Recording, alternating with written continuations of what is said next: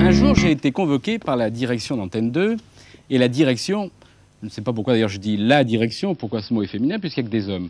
Enfin bon, la direction m'a dit, pour la fin d'année de la femme, vous invitez François Giroud, et vous nous faites une émission spéciale, vous voyez, plutôt détendue, plutôt amusante, plutôt espiègle, avec des chansons, des gags, des scénettes, etc. Alors, j'ai répondu à la direction, oui madame, bien madame, et cette émission, en direct de la rue Cognac-Jay, la voici.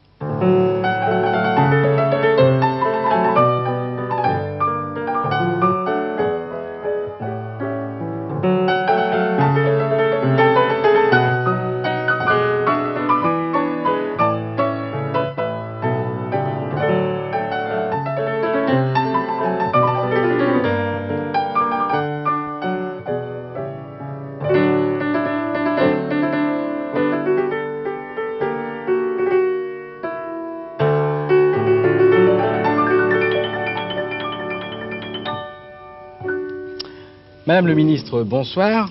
Bonsoir, monsieur. Qui dit ouf, ce sont les hommes ou ce sont les femmes?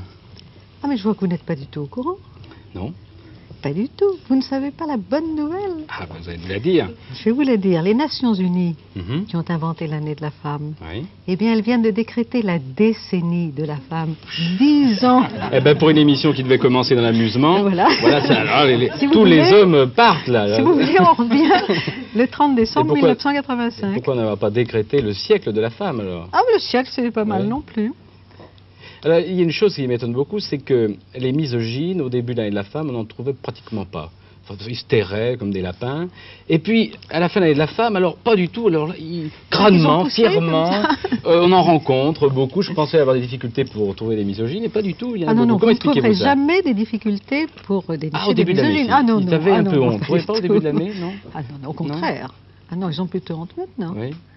Enfin, honte. N'exagérons pas. Mais vous, Madame le ministre, vous n'avez pas un peu ras-le-bol aussi, vous, de l'année de la femme, tout de même, parce que quand même, ça fait beaucoup de travail en plus. Ah oui, mais je suis là pour travailler. Oui, mais enfin quand même, non? Non, non, pas du tout. Vous ne trouvez pas que ça a donné matière à des plaisanteries, par exemple, l'année de la femme Bien sûr. Et Oui. puis la publicité, c'est l'année de la Oui. femme, alors acheter des Mhm. meubles chez un tel, évidemment, c'est un peu gênant. Oui. Mais bon, c'est pas très grave. Non. Superficiel. Alors, La surface des choses. Je vous propose de jeter un coup d'œil sur le décor. Nous avons mis là les hommes français de l'année de la femme. Alors, vous reconnaîtrez par exemple, vous avez le juge de Charette, à Ouais. côté un gangster. Vous savez, les gangsters, c'est une profession Ouais. en pleine expansion, ce qui s'appelle Villeauquet. Pour les femmes aussi, je vous signale, C'est vrai. malheureusement. Guy Dru, recordman du monde du 110 mètres haies. Michel Rocard, on dit que dans l'opposition, c'est l'homme qui monte. Bernard Thévenet, qui a gagné le Tour de France. Au-dessus de lui, Nicolas Perrac, qui est révélation de la chanson. Vous avez Gérald Bijard, qui est devenu ministre cette année. Et puis, il y a des petits ennuis avec ce... Vous voyez, vous auriez pu mettre la place de juge Charette, vous auriez pu mettre la jeune femme qui est juge, je sais plus, à Besançon, je crois. Ah, si vous ne savez plus Et où puis est la le juge. femme du gangster. Et puis Edith Cresson à la place de Michel Rocard. Oui, mais Et puis, voilà, elle n'a pas c'est gagné, tout Edith simple. Cresson. Ah, mais Michel Rocard non plus. Ouais. Ah, si, tout de même, il a été Non, élu non, pas au du comité tout. directeur Pas du de tout. Il n'a pas gagné non plus. Et je à vous- la place de Guy Dru, les deux jeunes femmes, ce soir, on l'a appris, qui ont gagné le rallye d'endurance contre les hommes. Enfin, sur les hommes, Oui. plutôt. Et puis Émile Ajar, qui a gagné le prix Goncourt. Ah oui, ça, Et- c'est et- tout à fait étonnant. Hein. Et bizarre, aucune... Non, mais je veux vous faire remarquer une chose, non, mais c'est tout à fait singulière, c'est que cette année, qui était l'année de la femme, aucun prix Nobel n'a été décerné à une femme, aucun littéraire. grand prix littéraire français n'a été décerné à une femme. Eh bien, je trouve ça excellent.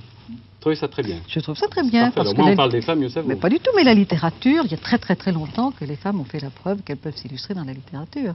Et vous pensez que le jury féminin fait exprès de ne pas décerner son prix à une femme cette Non, année je pour crois pas. singulariser? Je crois qu'on ne s'intéresse plus aujourd'hui au point de savoir si c'est une femme qui a écrit un livre ou un homme. Vous savez qu'il y a des femmes qui se moquent de l'année de la femme.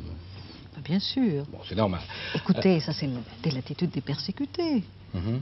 Vous savez bien, il ne faut pas parler de nous, ça va nous faire du tort. Vous connaissez bien cette antienne, on l'entend très souvent chez les persécutés. Il existe une chanson qui se moque allègrement de l'année de la femme, elle s'intitule « La vache engagée ».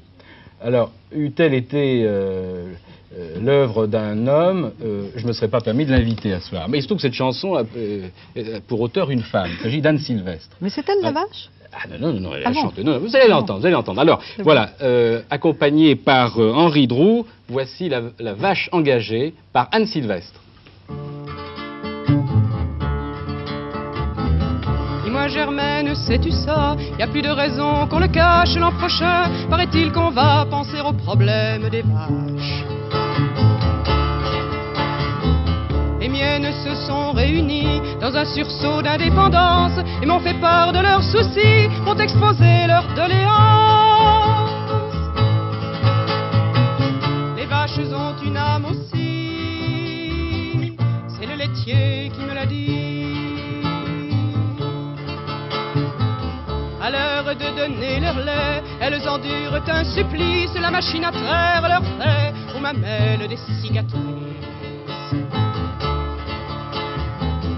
Outre que c'est humiliant, par son côté trop mécanique, c'est aussi très traumatisant du point de vue de l'esthétique.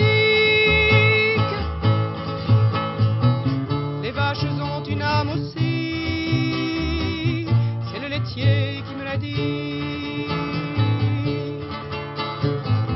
Une autre revendication m'a semblé de juste nature, elle porte sur la façon de traiter leur progéniture. Elles ont en effet compris, par intuition toute bovine, qu'on leur fait faire des petits pour une sinistre cuisine. Les vaches ont une âme aussi, c'est le laitier qui me l'a dit. Le problème le plus brûlant a trait à leur vie sexuelle, jamais de taureaux dans leur champ, c'est pas la peine d'être belle. En effet, leur fécondation se fait par un intermédiaire qui n'inspire pas leur passion, j'ai nommé le vétérinaire. Les vaches ont une âme aussi, c'est le laitier qui me l'a dit. Souhaitant que les autorités, dans un esprit très boviniste, leur concèdent sans plus tarder ce qui rendra leur vie moins triste. Elles disent que s'il le fallait, elles quitteraient leur pâturage et feraient la grève du lait et le boycott du vélage. Les vaches ont une âme aussi, c'est le laitier qui me l'a dit. Elles m'ont bien persuadé que leurs plaintes sont naturelles, mais j'apprends qu'on leur a donné toute une année rien que pour elles. On va réunir un congrès sur la condition des vaches. Le président sera le boucher. C'est intéressant qu'on le sache. Les vaches n'ont plus de soucis. Au laitier, au boucher. Merci.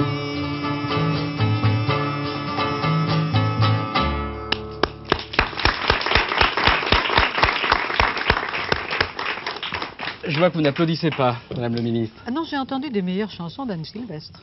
Vous n'avez pas celle-ci? Je la trouve pas très bonne, non. Je suis sûr que ça doit être un... Ah bah tenez, Anne Sylvestre... J'aime beaucoup Anne Sylvestre, je m'empresse de vous le dire. Ah, oh là là, il ne faut pas le tenir comme ça, parce que c'est le premier incident de la soirée, ça c'est rien. Il est cassé. Il est cassé. Oui, alors, cette chanson, pourquoi c'est une chanson contre l'année de la femme? Alors, pourquoi vous n'êtes pas misogyne, vous, quand même? Justement. Non, je dois dire que s'il faut que j'explique pourquoi j'ai fait cette chanson, j'ai pas aimé du tout l'année de la femme. Parce que s'il faut vraiment qu'on accorde une année à toutes les catégories animales qui en ont besoin, qui sont en détresse, alors je pense que les vaches en ont beaucoup plus besoin que nous, dans l'ordre d'urgence. Vous pensez que les femmes sont une catégorie animale? De cette façon-là, oui. Oui, quand on donne une année... Oh, une décennie maintenant, une décennie. Ah non, c'est une décennie, oui. Une décennie, mais c'est pas assez. Je veux dire... Ben vous voyez, nous disions semble... tout à l'heure, il y a des femmes misogynes. Non, mais alors pourquoi Je trouve ça assez marrant qu'on puisse me dire que je suis misogyne. Non, moi, alors, je vais dire si je suis dans le vrai ou le faux. Non, mais parce que, écoutez quand même, les vaches, la treilleuse électrique, c'est tout le temps pour elles. Nous, c'est de temps en temps seulement. Oui, mais pas toutes. Puis nos enfants, ils vont pas tous à la casserole. Puis au moins, on nous explique. Je veux dire, c'est pas... Ils vont pas tous. Et puis, on est moins bien traités que les... Enfin, on est mieux traités que les vaches. Alors, vous êtes une féministe contre l'année de la femme. Non, non, c'est Contre une vachiste. Non, vachiste. Ah oui, mais en plus, j'ai des tas de raisons pour ça. Je suis du Charolais. Ah, mais voilà, tout Voilà. s'explique. Non, mais je suis pas. J'ai trouvé ça agaçant parce que d'abord, ça a augmenté toutes les moqueries, ça a augmenté pas mal de choses contre. Je veux dire, c'était tellement facile. Puis parce qu'une année, mon Dieu, enfin, je trouve ça. Pourquoi tout L'année d'un de coup la maintenant population, ça vous a fait le même effet? Comment? L'année de la population, l'année dernière, ça vous a fait le même effet? C'est aussi une catégorie animale, un peu plus large. Anne-Sylvestre n'a pas Oui. fait de chanson là-dessus. Non, c'est pour ça que Non, vous parce pose que la je peux pas question. faire des chansons sur tout ce qui se passe. Je veux dire, c'est pas. Mhm. Là, ça me concernait un peu plus. Bien. Ben voilà. Nous voilà Alors, informés. je vous avais promis des misogynes. Eh bien, je ne suis pas allé très loin pour en trouver un. Je l'ai trouvé sur Antenne 2. Un samedi, vers 18h, je regardais Péplum, le magazine du théâtre de José Arthur. Et voici ce que j'ai vu et entendu, vous allez le voir maintenant, à propos du spectacle Bénure donné au cirque Jean Richard. Vous allez voir le... Il n'est pas misogyne, José Arthur, je le connais très bien. Celle qu'on emploie maintenant. On croirait une émission de Françoise Giroud, les femmes battues, là, en ce moment. On entend. Mais nous avons aussi des femmes battues. Ah bah, Oh, très on ne bien. se tombe pas dans Oui. l'excès parce qu'avec Jean... tout à Avec l'heure- les lions, oui. Avec Il y a les lions. une femme attachée dans la cage aux lions, et puis qui est livrée en pâture aux fauves, enfin l'histoire des chrétiens en quelque sorte. Alors, José Arthur, ça c'est un fiefé misogyne, ça. Hein. Alors, C'est-à-dire que moi, j'ai le courage de venir d'abord, parce que c'est pas un beau rôle à prendre. Oui. Mais en plus, je suis un misogyne, c'est vrai, mais j'ai pas attendu l'année de la femme pour l'être. Je le suis plus depuis qu'il y a, c'est vrai, un ministère de la femme. Ça, Mais c'est pas vrai du tout. Moi, j'ai été interrogée par José Arthur, il doit y avoir 2 ou 3 ans. Oui. Pas davantage. Si je mens, oui. Très gentiment, Oui. très longuement, très courtoisement. Alors, ça se manifeste comment, votre misogynie? Oui, mais je vais être forcé de vous envoyer un compliment et en même temps une vacherie. Alors, encore les vaches. non, mais c'est-à-dire que pour moi, vous n'êtes pas une femme Ah, comme mais les ça, autres. oui, voilà. Comme les Pas autres. comme Non, mais les c'est vrai. autres, c'est merveilleux. Je pense que les femmes, si vous voulez, n'ont pas attendu un ministère et l'année de la femme, celle qui pouvait et devait sortir de l'anonymat, de Louise Labbé à, je ne sais pas, à Edmond Charleroux. Bon, je dis ça parce qu'elle est chargée de surveiller les programmes, donc ça peut être bon pour moi. J'avais cru comprendre, Ça, oui. puis je vais nommer Madame Baudrier et puis Madame Mella, parce que ça peut toujours être utile. Mais on ne sait jamais. Mais les femmes intelligentes sont des femmes intelligentes. Je trouve que c'est du racisme, le féminisme. C'est la même chose, ou la misogynie. C'est-à-dire que un noir, on n'ose plus dire qu'un noir con est con. Mais et quand il est con, je dis qu'il est con.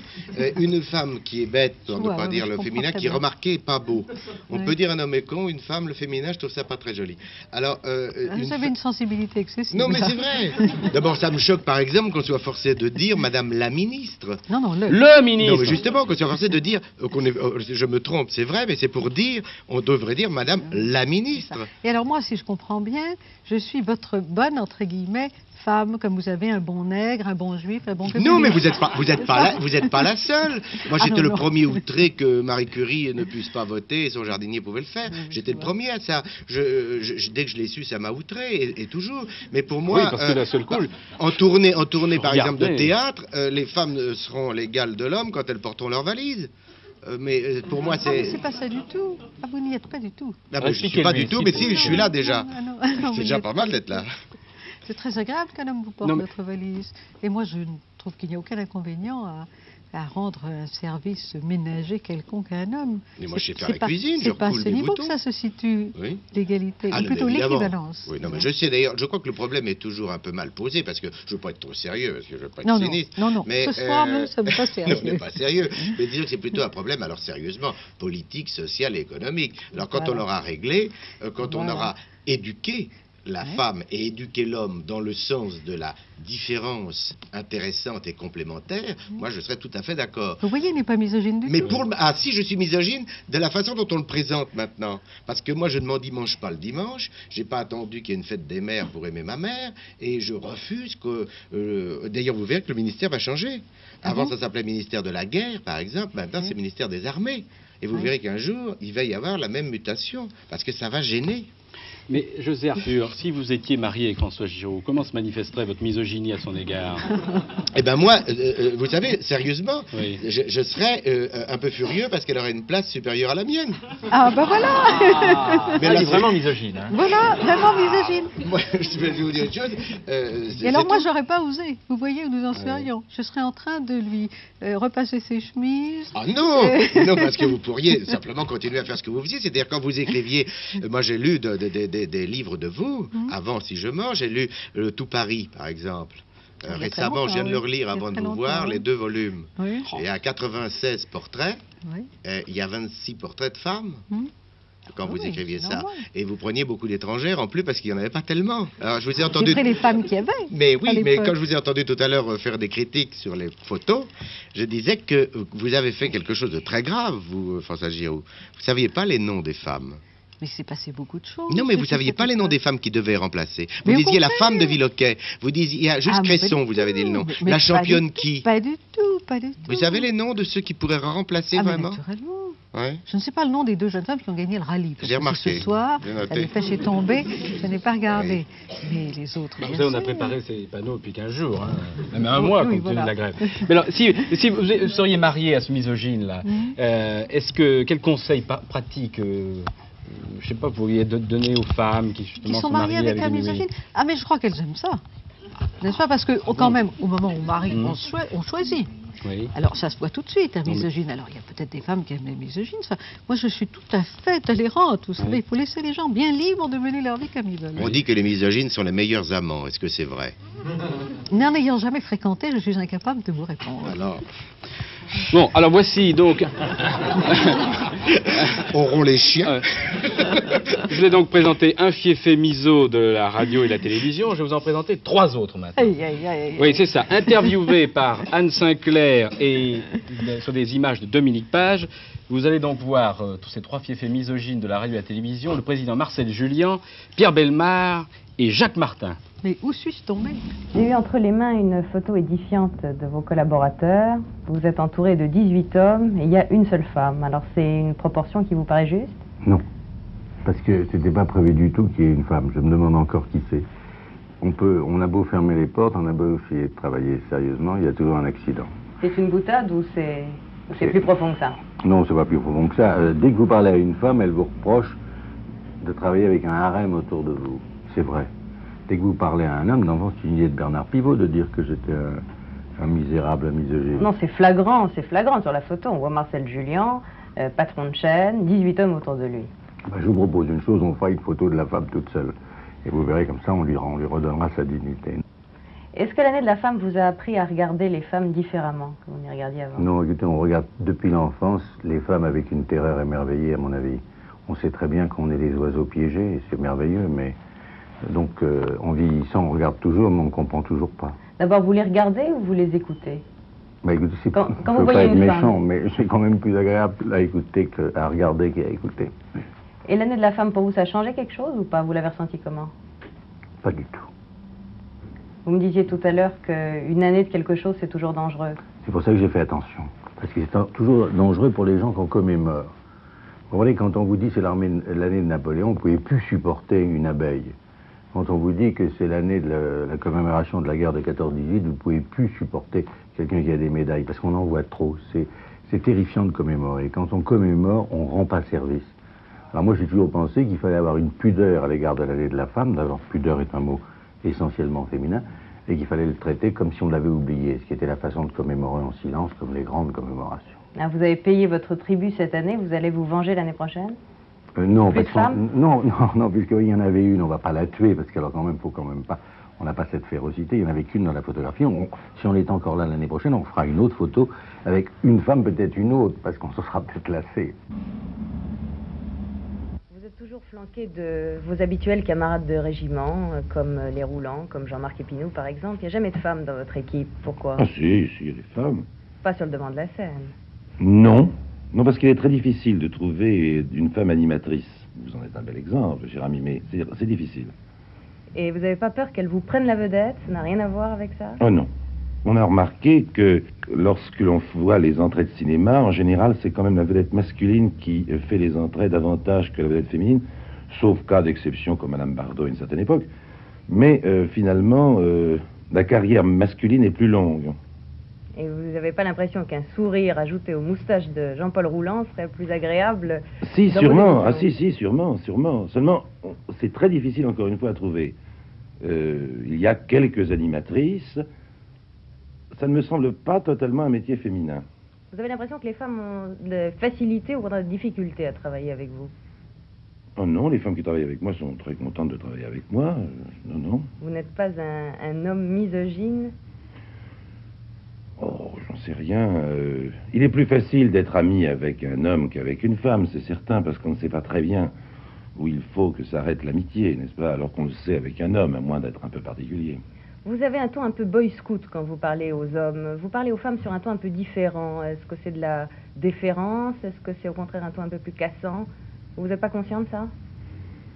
Non, je sais pas, ça va être des vieux fonds de galanterie française. La galanterie, pas un peu de méfiance? Non, puis en plus de ça, de la timidité, parce que les hommes publics en général sont souvent timides.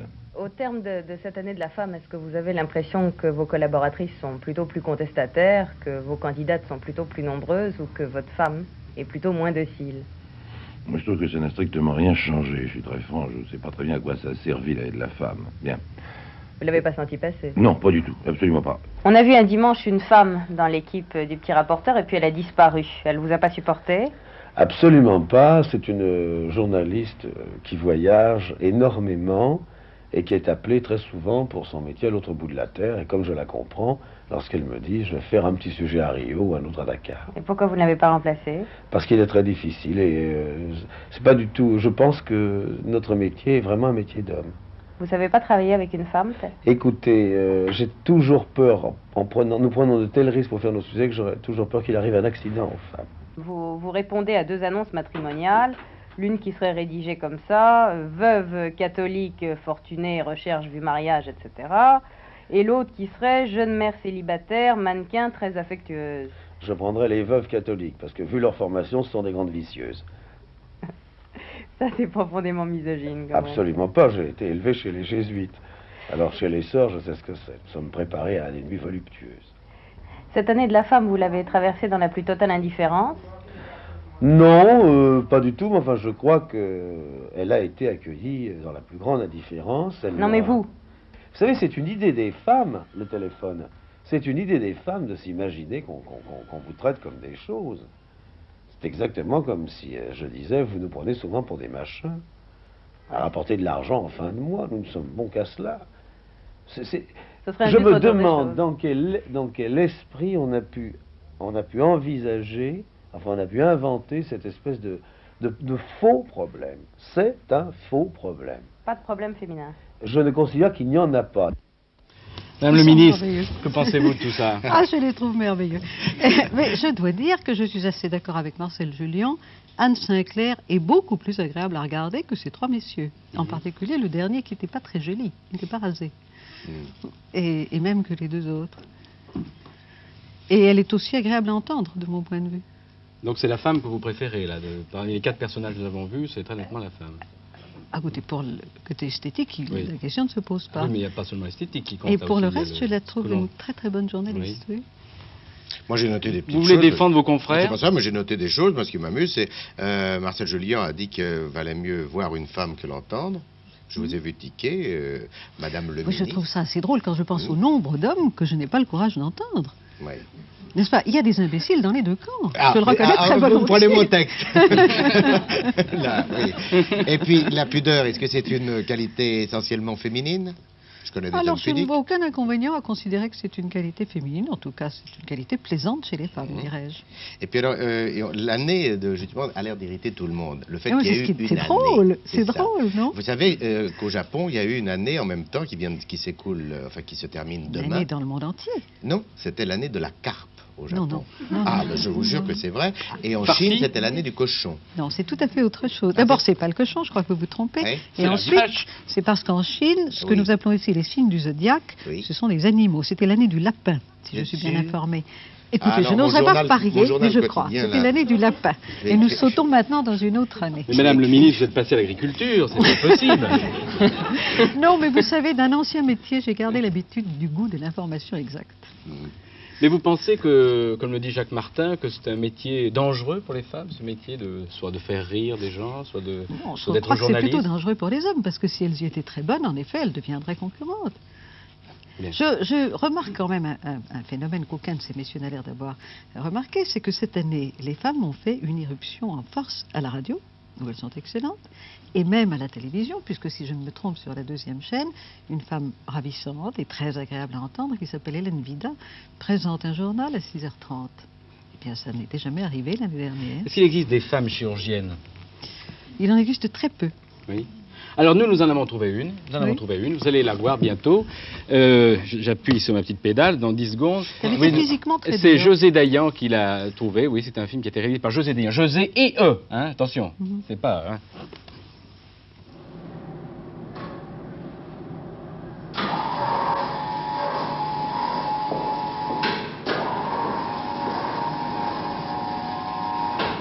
Ne vous inquiétez pas. Tout va très bien se passer.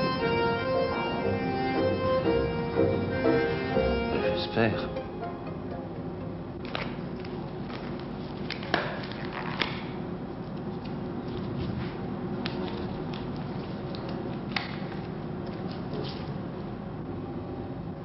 On peut commencer? Bistouri. Non, pas une femme.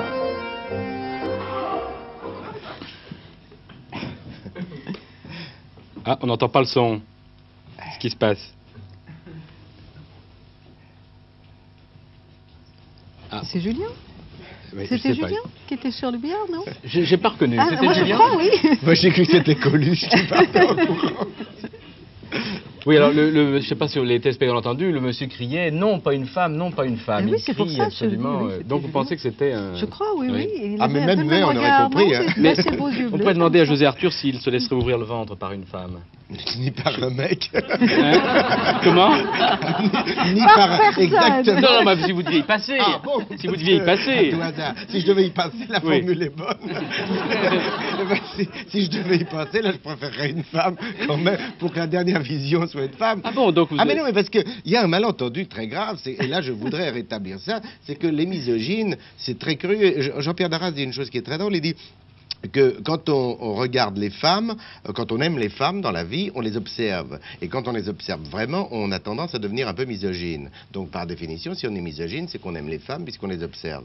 Ça peut aller très loin. Oui, on peut retourner la situation. Mais je crois que c'est vrai. Quand on aime les hommes, on a tendance à les observer. Il y a très peu de sont des chaussettes. Le mot correct pour la télé, c'est homosexuel, j'allais dire PD. Donc faut pas dire ça. Mais je veux dire que ils sont rarement misogynes. Ils adorent. Je ne sais pas si vous avez remarqué, tous les amis homosexuels qu'on peut avoir sont toujours des vieilles dames, des jeunes dames autour, font le thé, ils sont adorables. Pourquoi? Parce qu'ils ne s'en servent pas, si j'ose dire. Ah, mais et les femmes se servent des hommes, alors évidemment on voit les inconvénients. Le plus grand misogyne, c'est Don Juan, vous avez absolument raison. Et c'est vrai ça, c'est fondamental et c'est ça qui est important. Alors un autre fiefé miso, excusez, alors Don Juan, je n'ai pas pu le trouver, mais j'ai trouvé un autre fiefé miso, c'est un fiefé miso de la marine à voile. Il s'appelle Marc Linsky et il a publié récemment un livre intitulé La voile sauvage. C'est un guide de haute mer et il a été interviewé par Gilles Lambert sur des images de Dominique Page.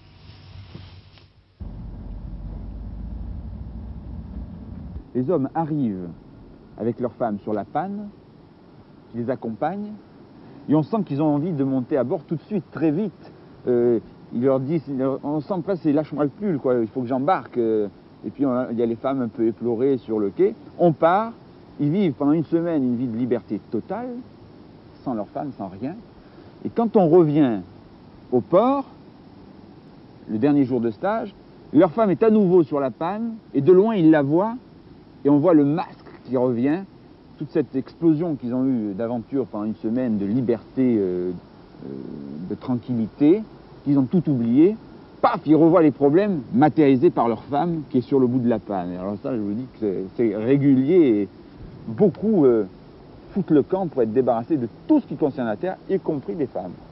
Ça, c'est très souvent, ils viennent retrouver une certaine liberté, un certain sens d'aventure, qu'ils ont dans les tripes et puis qu'ils n'arrivent pas à exprimer à terre parce que les femmes, finalement, les emmitouflent, les encoconnent et tout ce qu'ils ont dans les tripes, ce qu'on a tous. Finalement, nous les hommes, c'est ce sens d'aventure, ce sens de la grande... Les types qui ont traversé les océans, bon, je prends les océans, mais tous les grands créateurs, finalement, il y a tout ça dans chaque homme. Et ils viennent un peu, ils affrontent la haute mer, ils sont débarrassés de toute cette gangue dont fait partie la femme à terre, et ils retrouvent une certaine liberté d'homme entre hommes. Et souvent, on a des problèmes quand il y a une femme à bord, je vous dis, qui sème la panique. Et j'ai été même une fois en allant, j'avais une femme qui était assez militante dans les trucs féministes, là, dans les organisations féministes, et qui s'est trouvée brutalement devant sa condition physique. Elle n'a pas fait le poids. Le lendemain, le vent était plus faible, elle s'est alliée en faisant du charme à un des hommes du bord, elle se l'est alliée. Et bon, l'équipage, j'ai commencé à avoir un très mauvais esprit. J'étais obligé de la virer du bateau carrément à Calvi. Je l'ai foutue dehors, j'ai dit, voilà, tu pars, tu reprends l'avion. On est reparti avec cet équipage d'hommes et tout s'est bien passé. Ça a été une fin de stage fantastique. Marc Linsky, vous avez fait plusieurs fois, 2 fois l'Atlantique en solitaire. Il n'y a pas de femme navigatrice solitaire? Si, et bien sûr, il y en a eu, puisque la dernière transatlantique en solitaire, il y a eu 2 femmes qui ont fait cette course et qui sont arrivées. Elles étaient sur des petits bateaux, mais elles ont quand même les qualités morales. Enfin, c'est une exception. Il y en a eu 2 dans le monde. La majorité des concurrents étaient des mâles. Ah, celui-là, c'est impur, alors il est merveilleux. Oui, c'est vrai. Et je vous dis, moi, je suis absolument d'accord, c'est très agréable de s'en aller 8 jours sans homme, d'abandonner ses soucis, de s'en aller, je veux dire, c'est tout à fait normal, non? Je voulais simplement vous signaler que le livre de ce Fieffé Miseau de la marine à voile, son livre est préfacé par Michel Poniatowski. Ah bon? Je voulais vous signaler. Qui n'est pas misogyne du tout. Ah, il n'est pas misogyne. À ma connaissance, enfin, en tout cas. Oui, oui, mais je voudrais dire une chose, c'est que récemment est paru un recueil de nouvelles d'une dame qui est biologiste, je crois, qui s'appelle Christiane Baroche. Ce recueil de nouvelles s'intitule Les Feux du large. Oui. Et elle montre que très souvent, parce qu'elle connaît très bien la navigation à voile, que les femmes sont meilleurs marins que les hommes. Il faudra que j'envoie ce recueil de nouvelles à ce monsieur. Je crois qu'il y a des femmes qui sont de bons marins et des hommes qui sont de bons marins, ce que nous disions tout à l'heure des imbéciles. Mais ce qui m'a frappé, c'est cette phrase merveilleuse qu'a dit ce monsieur, c'est le grand créateur qu'il y a au cœur de tout homme. Eh bien, je ne sais pas qui fréquente ce monsieur, mais moi, je voudrais bien voir le grand créateur qui est au cœur de tout homme. Mais vous pensez que s'il y avait une femme sur la caravelle de Christophe Colomb, on n'aurait jamais découvert l'Amérique? Je ne sais pas, c'est une autre histoire. Ah, comment? Il faut savoir si une femme sur un bateau ou pas. Il dit que c'est une femme sur un bateau, ça y est, c'est... Il y a chez les hommes quelque chose qui profondément les pousse à aller plus loin, plus haut, plus vite. Et c'est incontestablement le moteur du progrès. C'est très important, ce qu'il y a chez les hommes et qui les pousse comme ça. Moi, je crois qu'il y a une raison très profonde à ça, c'est qu'ils ne font pas d'enfants. Et le premier homme qui s'est aperçu qu'il ne pouvait pas faire un enfant, que c'était une femme qui créait cette chose merveilleuse qui est un enfant, ce premier homme s'est dit, il faut que je fasse quelque chose. Et c'était Prométhée, il a été dérober le feu. Qu'est-ce qu'on peut faire de mieux qu'un enfant? Ils n'arrivent pas. Alors depuis, ils ont été jusqu'à faire la bombe atomique. Astucieux. C'est l'homme qui crée l'enfant, c'est la femme qui le fabrique. C'est tout à fait différent. Oui, mais on n'est jamais sûr. Non, prenez une catastrophe nucléaire abominable. Il reste 500 millions de femmes et un mec. D'abord, il est très fatigué. Et admettons que le premier enfant, soit des garçons ou des filles, ça marchera quand même, le monde. Si c'est le contraire et que ça soit un garçon, ça risque de voir mourir le globe. Ah, mais pourquoi? Il suffit d'un garçon pour faire toutes sortes d'enfants. Mais s'il n'y a plus de femmes? Ah, s'il n'y a plus de femmes, ça ne marche pas non plus. Ah oui, mais si. Oh, c'est une situation un peu particulière. Ça c'est important. C'est un cas majeur. Alors, c'est vrai majeur. Revenons sur Terre. Je vous propose, Madame le Ministre, un autre Fieffé Miseau. Louis Ferraud, de la haute couture. Ah, ça c'est inattendu. Vous allez le voir. Je croyais qu'il était le seul, au contraire, si j'ose dire. Louis Ferraud, est-ce que c'est difficile de travailler constamment avec des femmes? Je crois que oui. Ce qui explique que dans mon métier, il n'y a pas tellement de gars qui aiment les femmes, en dehors de moi. Alors dites-moi, est-ce que vous avez quelque chose à leur reprocher? J'ai tout à leur reprocher. J'ai un paquet de trucs à leur reprocher invraisemblables. elles sont soigneuses quand il ne faut pas être soigné. Elles sont débraillées quand il faudrait être très habillé. Elles sont inconsistantes quand il faudrait être concis, et vice-versa. Elles sont tendres quand il leur faudrait être dures, et dures quand il leur faudrait être malignes. Elles sont incompréhensibles. Je suis l'homme qui vit au milieu des femmes, et ce que je leur reproche, c'est finalement de ne pas les comprendre. Je comprends rien. C'est pour ça que... Alors ça, c'est un reproche, elle marche à contre-temps, mais pourquoi, d'après vous? Elle marche à contre-temps. Pourquoi elle marche à contre-temps? Parce que ce sont des femmes? Parce que... Oui, parce que ce sont des femmes, je crois. Ah, mais c'est pas du tout un langage de misogyne, ça. Ah non? Ah non, c'est un langage d'homme qui aime les femmes. Ah bon? Ah oui. Comme il a l'air un petit peu de les mépriser tout de même, non? Ah non, non, pas du tout. Il est fasciné, visiblement. Ah bon? Ah oui. Il voudrait comprendre. Ils souffrent de ne pas être à leur hauteur. À leur hauteur, non, mais il les aime. Ouais. Il y a une différence de temps extraordinaire avec les précédents, non? Il dit qu'il ne les comprend pas, il ne les comprend tient... pas, il est agacé, il est Oui. fasciné, il peut pas s'en défaire. Oui. Il me semble, enfin, je l'ai Donc quand entendu il comme dit, ça. c'est sa publicité, Louis Ferraud adore les femmes, vous trouvez que c'est une publicité qui n'est pas mensongère, ça? On ne peut pas signaler ça à M. Stingouin. Il va peut-être un tout petit peu loin. Mais enfin, je suis persuadée, je trouve que c'est un langage d'homme qui aime les femmes. Bon, alors, donc là, tout va bien. Là, tout va bien. Ici, alors vraiment, nous ne sommes pas misogynes, je vais vous administrer la preuve, je vais vous administrer la preuve, c'est que il y a 4 caméras là autour de vous. Eh bien, ces 4 caméras sont tenues par 4 cadreuses. Je ne sais pas si on dit cadreur femme ou cadreuse. Alors, 4 cadreuses. D'ailleurs, je voudrais bien que ces cadreuses se cadrent elles-mêmes. Est-ce qu'on peut... Ah, ben les voilà, on les voit, vous voyez. En voici 3. Mais oui, c'est la quatrième, on ne veut pas la voir, parce que c'est celle qui monte les 3 autres, vous voyez. Alors ça... On veut une preuve. Non, mais on va la voir, on les voit là. Oui. Donc, il y a des cadreux. Et puis, alors, là... L'émission réalisée... La réalisatrice a osé dire les choses. Je vais dire, c'est Agnès Delarive. Et je voudrais qu'Agnès Delarive, là, qui dirige tout ça, et qu'on nous montre... Ah, ben la voici, Agnès Delarive. Vous voyez Agnès Delarive, réalisatrice ou réalisateur femme en direct, je ne sais comment on dit, est-ce que c'est plutôt un métier d'homme? Comment se fait-il que vous soyez parvenu à... Je ne pense pas qu'il y ait particulièrement des métiers d'hommes ou des métiers de femmes, mais il y a des métiers qu'on apprend à faire, et qu'on soit un homme ou une femme, on essaye de le faire bien. Et Madame le ministre, si je dis qu'Agnès Delarive non seulement est une excellente professionnelle, une excellente réalisatrice, et si je dis qu'en plus elle est très belle, est-ce que c'est une phrase misogyne? Est-ce une phrase misogyne? C'est pas une phrase misogyne? Ah, mais j'avais cru vous entendre. La fois je dis, vous savez, cette femme elle était pas en plus elle est belle. Plus le droit d'être jolie ou d'être non, je dis pas ça, non, mais parfois on laisse entendre que oui, une femme professionnellement est excellente, seulement on laisse entendre qu'elle n'est pas très bien physiquement. Alors quand on ajoute qu'elle est belle, c'est la grande surprise. Ça c'est une revanche qu'on se donne. Bon. On se dit oui, bien sûr, elle sait écrire, réaliser ce que vous voulez, mais vous savez, c'est une revanche. Elle n'est pas belle, elle doit avoir des ennuis dans sa vie privée. Alors évidemment, c'est troublant quand on voit en plus une très jolie femme. Agnès Delarive, doit-on vous appeler réalisatrice ou réalisateur femme? Bien, moi j'ai eu l'habitude de me faire appeler réalisateur parce que j'étais une des premières femmes à faire ce métier, mais enfin je crois que maintenant on est assez nombreuses, donc on peut commencer à dire qu'il y a des réalisatrices. Vous êtes metteuse en ondes? Non, justement, je ne suis pas metteuse en scène.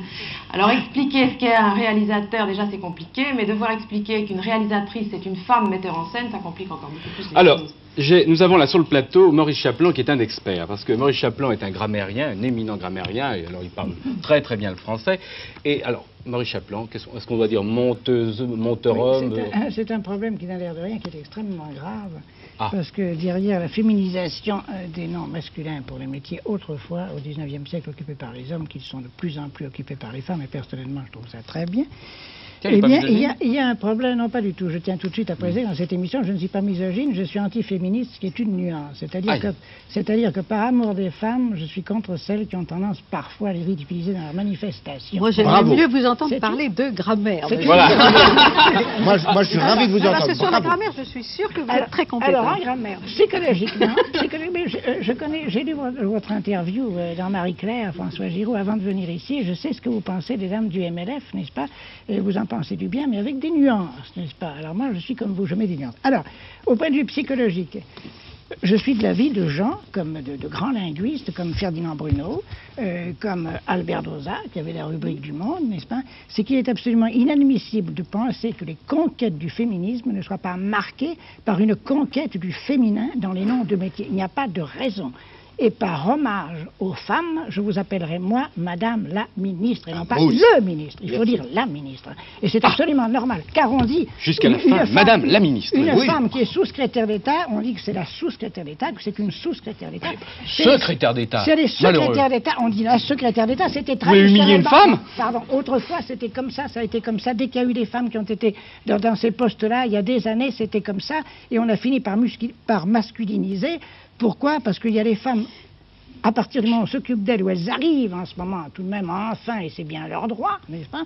Car on a mis du temps, puisqu'il ne faut pas oublier qu'au point de vue religieux, enfin, si on y croit, n'est-ce pas, il a fallu attendre un concile qui a eu lieu, je crois, au IVe siècle, pour que tous les théologiens de l'époque, les évêques, les cardinaux se réunissent pour savoir, mais enfin, est-ce que les femmes ont une âme, n'est-ce pas? Ils ont fini par dire oui. Ils ne sont pas encore convaincus. Ils ont fini par dire oui. Ils ont fini par dire oui, mais ça a tenu peut-être à une petite... Enfin, je ne suis pas théologien, mais ça a tenu comme l'émission de Jean Paulhan, par exemple, une voix, par exemple. n'est-ce pas? C'est assez curieux. Alors moi, je pense qu'il faut carrément féliciter. Il n'y a aucune raison de ne pas le faire. Et si les femmes s'y refusent, c'est par un complexe d'infériorité, et elles pensent qu'on ne les prendra pas au sérieux si les métiers qu'elles exercent ont une féminité grammaticale. Il n'y a pas de raison. Elles ont besoin Maurice Chaplin, nous sommes d'accord, réalisatrice, monteuse. Et alors, Madame la docteure ou Madame le docteur? Non, Madame alors, la présidente? Permettez, il y a des noms de métiers pour lesquels il y a une petite difficulté. Tous les noms qui se terminent par un E, par exemple, il n'y a aucune raison, ou par un E accentué, comme député, on peut faire le féminin facilement. Un député, une députée E, n'est-ce pas? Un ministre, une ministre, aucune difficulté, n'est-ce pas? Bon, pour le mot docteur, il y a une particularité, c'est que s'il s'agit du titre universitaire qui s'applique à tout sauf à la médecine, on dit un docteur, une femme sera docteur S-lettres. Mais l'usage est très vieux, c'est maintenant, on cherche à reculer sur l'usage. L'usage a été relativement ancien, et qu'il y a eu des femmes qui ont été docteurs en médecine, on a fait très régulièrement en français le féminin doctoresse, n'est-ce pas? Évidemment, on ne peut pas dire médecine, parce que médecine, ça fait confusion avec un médicament, n'est-ce pas? Ce qui est amusant, c'est qu'en français, les mots ont un sexe. Voilà l'histoire. En anglais, ils n'en ont pas. Et en allemand, ils en ont 3. Mais alors, pour l'avocat...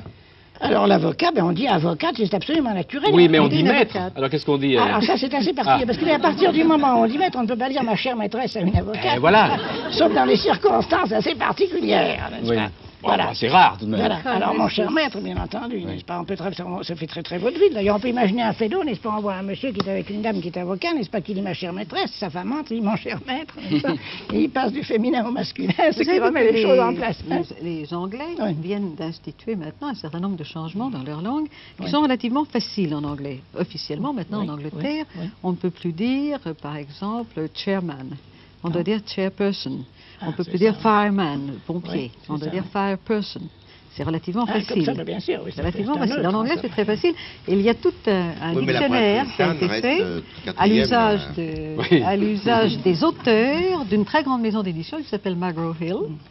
Et ce guide a été remis à tous les auteurs en leur disant voilà les tournures de phrases et les mots que vous ne devez plus employer. Mais en français, encore une fois, les mots ont un. Alors, est-ce que vous êtes d'accord pour qu'on dise maintenant Madame la ministre? Ou moi, personnellement, je suis. Ah non, non, mais comment? Faut pas vous débarrasser d'un problème. Non, mais ça ne me dérange pas du tout. Simplement, il y a une tradition. Mais vous pouvez avoir une influence, là, justement. C'est intéressant. Si vous prenez l'initiative, et bien vous portez le drapeau, et c'est très bien. Il n'y a pas de raison. Je veux dire, j'y verrais d'autant moins d'inconvénients que comme c'est une expression qui écorche la langue, Madame le ministre, j'entends très souvent des gens me dire Monsieur le ministre, ce qui devient. Ça, évidemment. Je crois qu'elle est la seule à ne pas s'appeler comme ça. Justement, ça va être difficile de l'imposer. Mais Madame la ministre, pour ce qui est de l'égalité des sexes dans la grammaire, il y aurait beaucoup à faire. Parce que je vais vous donner un exemple. Si je dis Françoise Giroud et Maurice Chaplin sont bons et beaux, je dois employer le masculin. Tout de même, vous êtes ministre et lui, il n'est que grammairien. Alors pourquoi? C'est pas mal. Attention, les ministres passent. Les ministres passent et les grammairiens restent. Absolument. Là, je ne suis pas sûre que l'inégalité justifierait qu'on change le pluriel. Mais ce qui est agaçant, c'est qu'il y ait un sexe qui l'emporte sur l'autre, quel qu'il soit. Mais attendez, je vous donne un exemple beaucoup plus frappant. Si je dis 1 million de femmes et Maurice Chaplin sont tombés amoureux, je dois employer le masculin alors qu'il est seul pour 1 million. C'est quand même inouï, ça. Ça vous choque pas? Ah, ça me choque profondément. Ah bon, bah alors, ça c'est très difficile. Je ne sais pas comment on peut revenir là-dessus. Il y a un moyen. Alors, allons-y.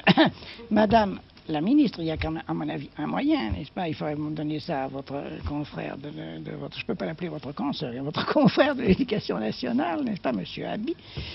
Et c'est que peut-être la seule façon de s'en sortir, c'est de proposer, il y a une année de la femme, n'est-ce pas? Bon, eh bien, il faudrait faire, au point de vue grammatical, qu'une année sur l'autre, n'est-ce pas, on fasse l'accord au masculin et puis une année au féminin. Et les pauvres mômes, alors, et les pauvres mômes dans les écoles. Mais ça n'a pas, mais on le saurait, ben c'est pas plus gênant que de savoir tous les 4 ans. Moi, je dis une chose, supprimer l'orthographe, les années paires et les années impaires. Et c'est gagné. Ah, mais non, Vraiment, l'orthographe, ça ne sert à rien. Alors, ça tous les 4 ans, il y a une année bissextile, ça n'embête pas, il pourrait y avoir tous les ans, on le saurait sur le calendrier, n'est-ce pas, il y aurait écrit, n'est-ce pas, cette année, les accords au masculin, puis l'année suivante au féminin. Bah oui. Moi, je trouve ça pas mal, c'est amusant quand même, non? Moi, je suis assez pour. Je trouve ça pas mal. Une année avec perruque, une année sans perruque. Alors, monsieur le grammairien, il y a une chose... Ça, c'est une attaque.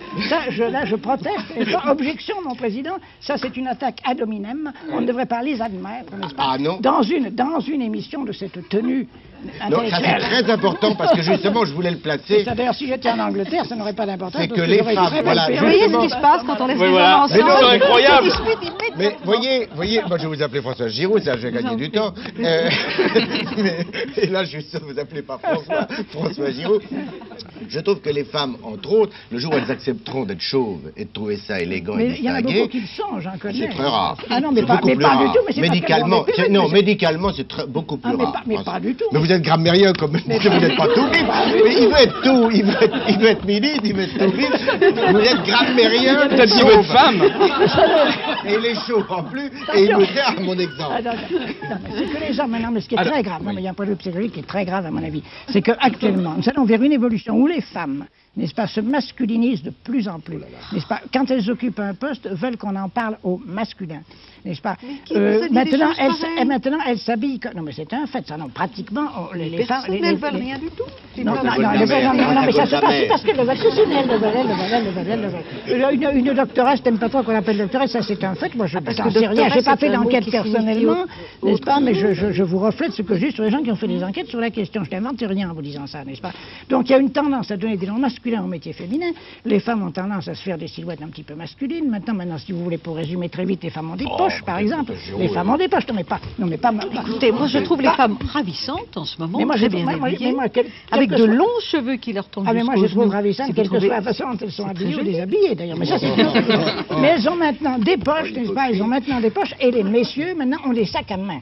N'est-ce pas? Et si ça continue... Parce que c'est rationnel, tout ça. Non, mais tout ça est très rationnel, mais tellement bien, à force de rationnel en rationnel, on va arriver en l'an 2000, et en l'an 2000, n'est-ce pas, on parlera des femmes au masculin et des hommes au féminin. Et on arrivera à des formules étonnantes. On dira, par exemple, en parlant d'une femme, n'est-ce pas, ce grand femme, n'est-ce pas, épouser une petite homme, n'est-ce pas? Parce que vous croyez que les femmes vont grandir et les hommes vont méchante et qui la rend malheureuse, n'est-ce pas? Je voudrais revenir à la grammaire tout de même. Il y a un mot qui m'étonne beaucoup. Et peut-être avez-vous une explication psychologique, monsieur l'éminent grammairien. Oui. Amour est masculin au singulier et féminin au pluriel. Ah oui, ça c'est d'ailleurs gentil, ça pourrait Parce que les femmes sont infidèles. Non. C'est ça l'explication? Je ne sais pas. Non, parce qu'il y a des lycéens, vous aussi. Dans le cadre de la misogynie, je vous suggère. Oui, mais les trois. Non, c'est une jolie explication. Non, c'est une jolie explication, c'est grammaticalement, malheureusement, n'est-ce pas, elle n'est pas tout à fait juste, n'est-ce pas, c'est que amour au Moyen-Âge, enfin, est un mot qui était purement féminin, n'est-ce pas, puis ensuite il s'est masculinisé, mais le mot amour, masculin au singulier, et masculin au pluriel s'applique à l'amour chaque fois qu'il ne s'agit pas des rapports d'un homme et d'une femme. C'est seulement quand il s'agit des rapports amoureux entre un homme et une femme, enfin entre deux amants, même s'ils sont du même sexe, des amours homosexuels, qu'on peut employer au pluriel le féminin. Voilà comment ça s'est passé dans la langue. Et quelquefois les poètes emploient le singulier au féminin. Et dernière question. Oui. Le mot espèce, qui est un mot féminin, a une certaine tendance à glisser vers le sexe masculin. On ne dit plus une espèce de, on dit un espèce. Alors attention. Oui, on commet une faute, mais pourquoi? Non, mais attention, c'est quelque chose de très particulier. Très mauvais français. Non, mais écoutez, Madame la Ministre, il y a là quelque chose d'assez particulier. Cette faute est déjà dans Goncourt. Pas du temps de Jules, mais du temps d'Edmond, parce qu'Edmond écrivait moins bien que Jules, n'est-ce pas, et quand Jules est mort, le journal des Goncourt est assez... Deux fiefs miso, hein, en parenthèse, c'est oui, là. Hein. C'est ça, oui, ils avaient tort.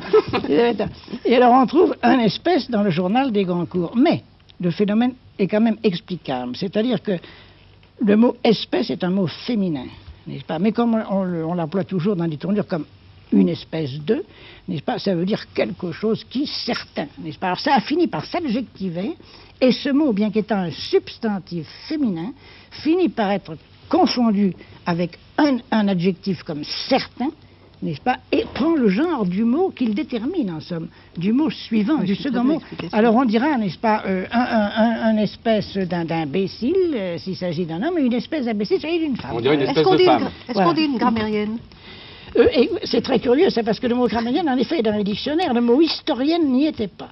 Le mot historien n'était pas. Dans Littré, par exemple, Littré vous dit que historien, bon, c'est un mot masculin, et que historienne ne s'emploie qu'au figuré. N'est-ce pas? C'est misogyne, Littré. Mais il y a, oui, d'ailleurs, oui, il était d'ailleurs assez... Oh là! Oui, mais, Il ne parle que de miso, là, c'est extraordinaire. Moi, il aimait beaucoup les femmes, Littré. Vous connaissez l'histoire de Littré? Oui. Surpris. Vous connaissez l'histoire de Littré? Je vous en prie, mais racontez-la. Littré se trouvait, pardonnez-moi, dans un lit avec sa domestique. Lorsque sa femme a ouvert la porte et a dit « Oh, monsieur, je suis surprise ». Et Littré a répondu « Non, madame, vous êtes étonnée, c'est nous qui sommes surpris ». Très belle histoire. Il avait l'air d'un singe, d'ailleurs, Littré, il plaisait beaucoup. Madame la ministre, vient de paraître un disque... Vous êtes quoi, monsieur le réalisateur, l'animateur, non, le directeur? Monsieur le producteur. Le producteur, pardon. Monsieur Oui, le producteur. producteur, présentateur. Vous permettez Je vous en prie. Vient de paraître un double 33 cm, un double disque intitulé 1975, l'année des femmes. Oui. Alors on trouve des chansons très connues, charmantes, comme Femme que vous êtes jolie par Jean Lumière, Femme de France par Maurice Chevalier, Bonsoir jolie madame par Charles Trenet, Vous les femmes par Enrico Macias, et puis beaucoup d'autres chansons. Et il y a cette chanson intitulée très célèbre, Mon homme, qui est chantée là-dessus par Mistinguett. Alors, Madame la ministre, je vous demande de bien entendre, on va vous chanter cette chanson, et elle a lu, je sais pas, vu toutes les luttes féministes qui se déroulent actuellement, vous allez écouter les paroles de cette chanson à la lumière de ces luttes féministes, et vous pourrez interrompre d'ailleurs la chanteuse et les chanteurs. Alors voici donc Mon homme, interprété par Marie-Thérèse Aurin et accompagné au piano par Jean Berthollat. Sur cette terre, ma seule joie, mon seul bonheur, c'est mon homme. J'ai donné tout ce que j'ai, mon amour et tout mon cœur à mon homme. Et même la nuit, quand je rêve, c'est de lui, de mon homme. Ce n'est pas qu'il soit beau, qu'il soit riche ni costaud, mais je l'aime, c'est idiot. Il me fout des coups, il me prend mes sous, je suis à bout, mais malgré tout, que voulez-vous? Stop! Stop, non, parce que là, il y a vraiment des phrases qui doivent vous indigner, Madame la ministre. Alors, il me fout des coups, il me prend des sous, je suis à bout, mais ça doit vous plaire, vous qui aimez les femmes battues. C'est une chanson d'amour. Oui, c'est une chanson d'amour, oui. Oui. D'amour vache, comme dirait Mais d'amour vache, Sylvestre. il y a différentes manières d'exprimer l'amour, mais c'est une chanson d'amour. Alors, on peut très bien la retourner, je peux très bien imaginer Yves Montand chantant cette chanson, parlant d'une femme, avec de tout petits changements. Je vais les écrire, je vais les donner. D'accord, alors, Marie-Thérèse Aurin, si vous voulez continuer. Quoi qu'il en soit, que voulez-vous? Je l'ai tellement dans la peau que j'en deviens marteau. Dès qu'il s'approche, c'est fini, je suis à lui. Quand ses yeux sur moi se posent, ça me rend toute chose.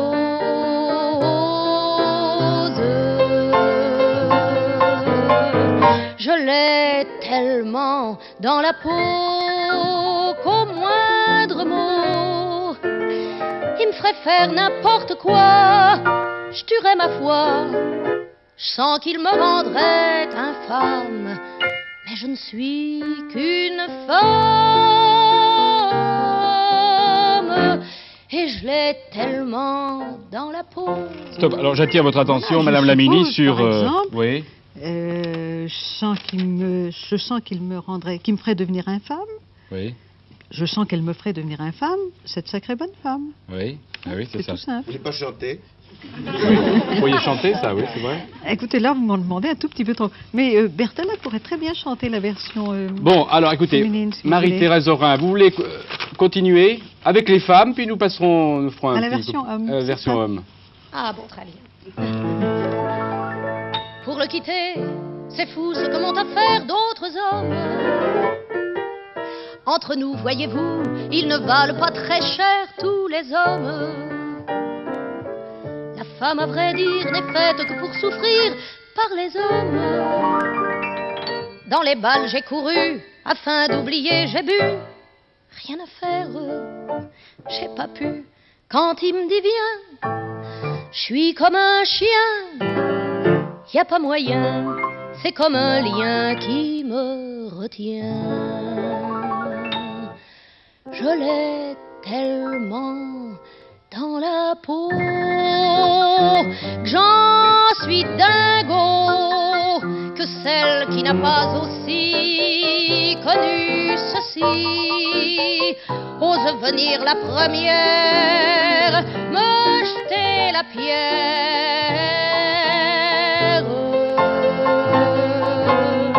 Je l'ai tellement dans la peau, j'en suis dingo, mais c'est connaître l'amour sous son vrai jour.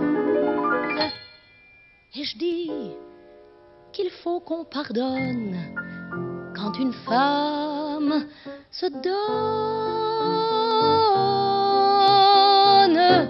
à l'homme qu'elle a dans la peau. Faut dire qu'elle est gratinée, hein, cette chanson. C'est une Elle est belle, chanson. elle est belle. Écoutez, l'amour, c'est jamais ridicule, ni dans un sens, ni dans l'autre, si j'ose dire. C'est une belle chanson d'amour. C'est une belle ça vous heurte pas tout de même. La femme, à vrai dire, n'est faite que pour souffrir. Je suis comme un chien. Je me répète, j'imagine très bien Yves Montand disant la femme, à vrai dire, n'est faite que pour faire souffrir. Ah bah alors, vous voulez que voilà, c'est Jean ça. Berthelat, vous voulez Alors, un vous petit chantez peu quoi, un petit peu pour voir ce que ça donnerait. Vous allez voir, ça va très bien. Hein? Alors, cela dit, alors l'auteur des paroles, Monsieur Yvain, là il va protester. D'ailleurs, c'est un homme qui écrit les. Yvain est dans la tombe depuis longtemps. Oui, mais enfin, il y a ses héritiers. Il est plus en situation de protester. Il y a ses héritiers tout de même. Ah, oui, non, parce que ça n'était pas. Il faut dire aux téléspectateurs que ça n'était pas prévu du tout, ça. Alors évidemment, la technique. Mais Agnès Delarive est une femme épatante. Jean Berthelat, vous pouvez y aller. Et dans le même ton. Sur cette terre, ma seule joie, mon seul bonheur, c'est ma môme. J'ai donné tout ce que j'ai, mon amour et tout mon cœur à ma môme. Et même la nuit, quand je rêve, c'est de qui? De ma môme. Ce n'est pas qu'elle soit blonde, qu'elle soit riche ou même gironde, mais je l'aime comme un fou. Elle me fout des coups, elle me prend mes sous. Je suis à bout, mais malgré tout, que voulez-vous? Je l'ai tellement dans la peau, j'en suis marteau. Dès qu'elle me touche, c'est fini, je suis soumis. Quand ses yeux sur moi se posent, ça me rend tout chose. Je l'ai tellement dans la peau qu'au moindre mot, elle me ferait faire n'importe quoi. Je tuerais ma foi. Je sens qu'elle ferait venir infâme cette sacrée bonne femme. Et je l'ai tellement dans la peau. On applaudit la parolière. Alors, il y a 1 minute 20 de droit. Madame la ministre, oui, Madame la ministre, là vous avez gagné les droits d'auteur. Il y a des droits d'auteur, 1 minute 20 de parole. Mais vous avez écrit des chansons, je crois. Vous avez écrit des chansons. Ah, mais c'est pour ça, évidemment, elle vous fait une chanson comme ça. Non, je voulais simplement vous faire une petite démonstration, c'était très convaincant. Non? Oui, sauf que il me donne des coups, c'est... Mais enfin, il y a des hommes qui paient pour se faire battre. Vous n'avez qu'à vous promener dans Paris, il y a 3-4 rues où il y a des dames avec des bottes, avec des petits shorts en cuir, des cravaches, et ils paient très cher pour se faire taper dessus. Des coups, ça ne veut pas dire qu'ils la passent par la fenêtre, non. Oui. J'aurais pu d'ailleurs changer aussi. Qu'est-ce que vous appelez des coups, Madame la ministre? Non, disons que j'aurais pu aussi changer ce verbe, mais c'était un peu rapide. Oui, c'était un peu rapide. Non, vous avez fait ça très rapidement. Alors là, maintenant, notre page de publicité, oui, nous n'hésitons pas à mettre une page de publicité au beau milieu d'une émission, pourquoi pas, nous en avons besoin sur Antenne 2. Alors vous allez voir, ces publicités sont très célèbres, mais elles sont un petit peu spéciales. Elles ont été faites réalisées par Agnès Delarive, et vous allez voir que les hommes ont pris la place des femmes et les femmes la place des hommes.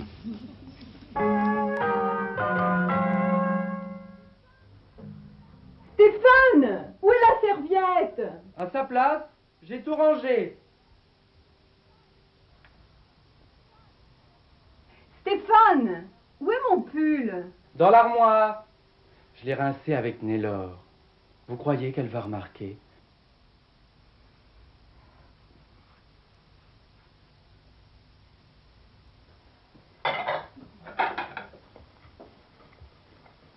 C'est doux.